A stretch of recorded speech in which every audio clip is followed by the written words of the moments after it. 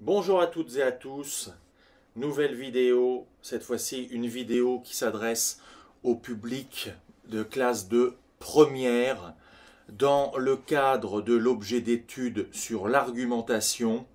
J'ai choisi de travailler parmi les œuvres qui sont proposées, les œuvres officielles proposées par le ministère. J'ai choisi de travailler sur Montaigne, d'accord, les essais de Montaigne. Alors, les essais, uniquement deux essais de Montaigne, les cannibales et les coches.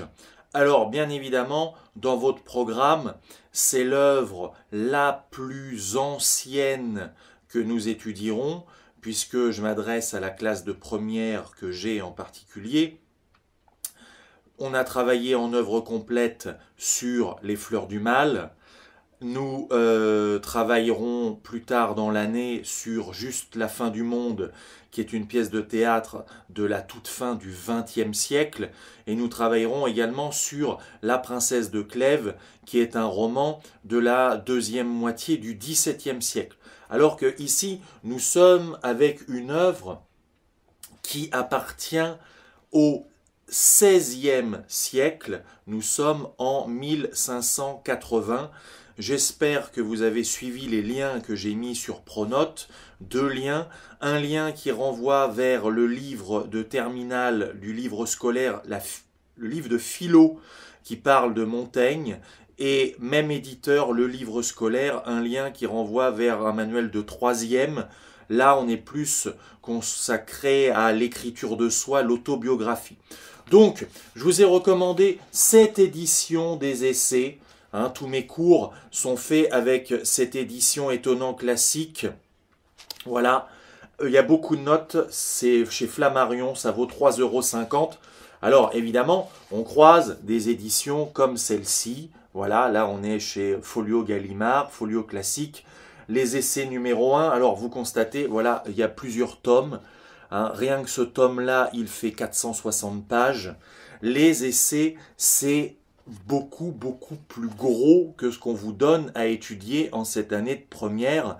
Et encore là-dedans, il y a plein de notes. Alors, pour étudier un petit peu les essais, il faut forcément passer par le biais de l'histoire. Voilà. Moi-même, quand j'étais en terminale, j'ai eu les mêmes essais des cannibales et des coches au bac de terminale L en épreuve de lettres. Voilà, on était dans un autre siècle, la télé était en noir et blanc à l'époque, mais j'ai eu le même texte, les mêmes textes. Donc, les essais, 1580 pour la publication.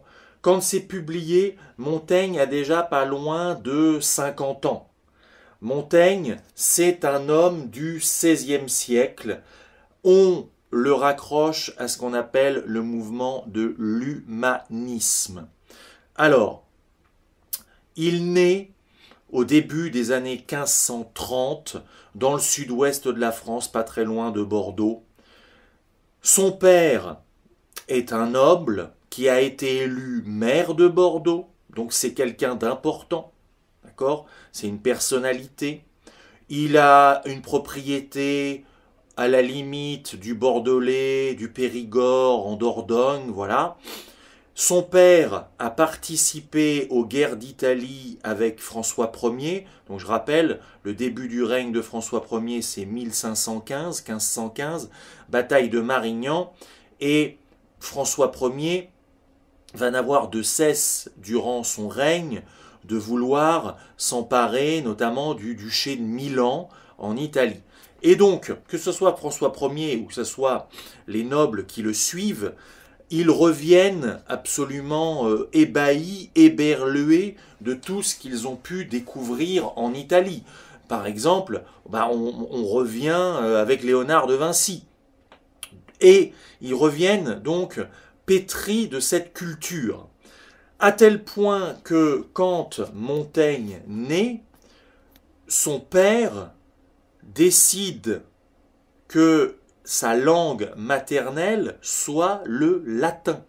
C'est-à-dire que Montaigne apprend à parler latin naturellement, comme si c'était sa langue de naissance, avant même qu'il apprenne à parler français. Et on lui a interdit de parler le patois local, le périgourdin, voilà. Donc il apprend dès l'âge de parler le latin, sans même s'en rendre compte, puisqu'on lui parle en latin. Il va faire des études où il va aussi apprendre le grec. Évidemment, il va être donc pétri de cette culture antique, des auteurs, voilà, comme Virgile, l'Énéide. Alors, le livre est situé là-haut, hein, je pourrais le montrer, voilà. Et d'autres auteurs latins et grecs. Et donc, ce qui forcément explique à nous, lecteurs de 2020, le nombre de références, de citations dans la langue de ces auteurs de l'Antiquité. Et c'est ça aussi l'humanisme. On est quelques décennies après l'invention de l'imprimerie par Gutenberg, ce qui permet de faciliter la transmission de connaissances, de savoirs, et notamment de toute cette littérature de l'Antiquité que si on ne la redécouvre, on la découvre pas, on la redécouvre, si je puis dire. Voilà. Donc, une éducation humaniste par les textes, par les connaissances, par la tolérance. Bon, parallèlement à ça, dans le XVIe siècle, il se passe énormément de choses. Donc, la jeunesse de Montaigne se passe durant la deuxième partie du règne de François Ier, les années 1530 et les années 1540. Qu'est-ce qu'on fait en même temps de l'autre côté de l'océan Atlantique, une fois qu'on quitte l'estuaire de la Gironde et qu'on traverse les océans? Eh bien, il y a toute la conquête de l'Amérique. Explorateur après explorateur. C'est dans ces années 30-40 qu'on va avoir Jacques Cartier qui va s'intéresser au Canada et à Montréal. Voilà, Jacques Cartier, c'est un nom qui est extrêmement célèbre. C'est à cette époque-là qu'on a des explorateurs comme Pizarro ou des noms comme Cortés. Hernán Cortés, voilà. Donc on va avoir la conquête du Pérou, la conquête du Mexique. Alors je vais prendre mes notes, elles sont au début de votre édition. Voilà, je ne peux pas avoir tout de mémoire, mais je vois 1532, conquête du Pérou par Pizarro, 1534, premier voyage de Jacques Cartier au Canada. C'est au même moment qu'un écrivain, l'autre grand nom de la littérature pour nous, au XVIe siècle, Rabelais, l'autre grand nom de la littérature humaniste, publie Pantagruel, Gargantua, ces ouvrages qui sont 500 ans plus tard toujours très célèbres. Et voilà, en quoi aussi Rabelais est un humaniste, notamment parce que Rabelais, il a à la fois une formation et de moine, et de médecin, et d'écrivain, ce qui montre une appétence pour le savoir, une ouverture culturelle à la fois sur les sciences, sur la culture, sur les voyages, sur le savoir, sur la connaissance. C'est ça l'humanisme. L'humanisme, c'est l'importance qui est attribuée à l'homme, à l'humain, au savoir humain. Je vous l'ai déjà dit, on est dans des temps, c'est un siècle de bouleversement, ce XVIe siècle. L'image qu'on se fait du monde est en train d'être bouleversée. C'est-à-dire que on a découvert un nouveau continent qui bouleverse les horizons, qui bouleverse les choses. Voilà.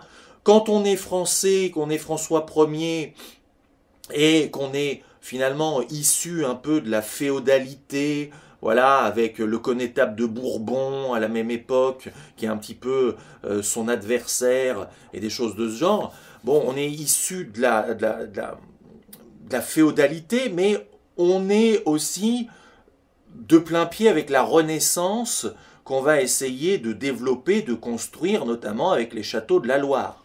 Bon, et l'influence, bien évidemment, italienne, avec Léonard de Vinci, qu'on va ramener à Amboise, à Blois, dans ces villes-là. Bon.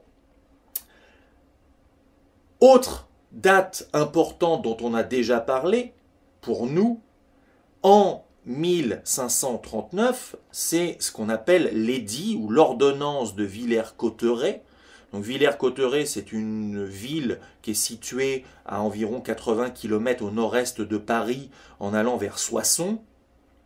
C'est une ordonnance qui stipule que désormais, la langue officielle administrative du royaume de France sera le français et non plus le latin. Et dans les années 1550, on va croiser des écrivains qui écrivent de la poésie, dont vous avez sans doute entendu parler en classe de seconde, le groupe des poètes de la Pléiade, à savoir le leader Ronsard et d'autres très célèbres, par exemple comme Du Bellay.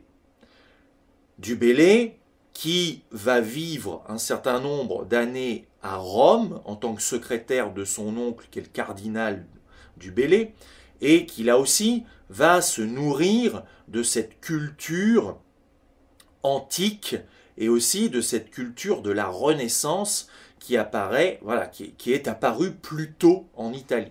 Donc tout ça fait un espèce de bouillon culturel dans ce XVIe siècle, dont Montaigne profite parce qu'il est un petit peu plus jeune, il est un peu la génération d'après. Comme il est né en 1533, quand, je regarde les dates précises, quand Du Bellay publie en 1549 Défense et illustration de la langue française, eh bien, Montaigne n'a que 16 ans.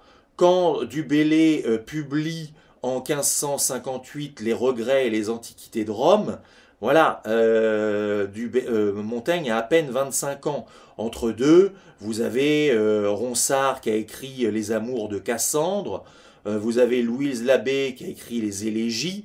Bon, donc il y a un foisonnement littéraire dans ce milieu du XVIe siècle et dont profite Montaigne. Mais Montaigne, c'est pas de la poésie ce qu'il écrit. Et donc il n'est pas comme Ronsard, Du Bellay ou Louise Labbé. Il n'écrit pas de la poésie. Il n'est pas comme Rabelais, il n'écrit pas un roman. C'est pas Pantagruel, Gargantua ou le tiers-livre. On n'est pas avec des personnages comme Panurge, des géants à qui il arrive des aventures, des mésaventures. Pas du tout. C'est pas non plus du théâtre. C'est pour ça qu'au niveau des programmes, on a placé l'œuvre dans l'argumentation. Parce que c'est un genre littéraire que ni plus ni moins Montaigne va inventer. Voilà. Alors, je continue un petit peu ma promenade biographique. Donc, Montaigne fait des études, voilà, pétries de culture littéraire antique. Puis après, il va entreprendre des études supérieures de droit pour rentrer dans la magistrature, comme c'était souvent le cas. Et durant plusieurs années, une décennie, il va être juriste au Parlement de Bordeaux. Et ça, c'est pas du tout une carrière qui l'intéresse et qui le motive. Il s'ennuie plutôt. Le seul réconfort dans cette carrière, c'est qu'il va découvrir un personnage qui s'appelle Étienne de la Boétie, qui va devenir d'une certaine manière son double, comment dire, son âme sœur, son meilleur ami, son plus proche confident, conseiller, mais aussi un peu son mentor, qui va lui léguer sa bibliothèque. C'est à la fois là aussi un juriste, mais aussi un écrivain, un traducteur, et ça va être une espèce d'amitié fusionnelle qui malheureusement ne durera pas tellement longtemps parce que la Boétie va décéder, mais c'est une amitié qui va marquer Montaigne jusqu'à la fin de ses jours.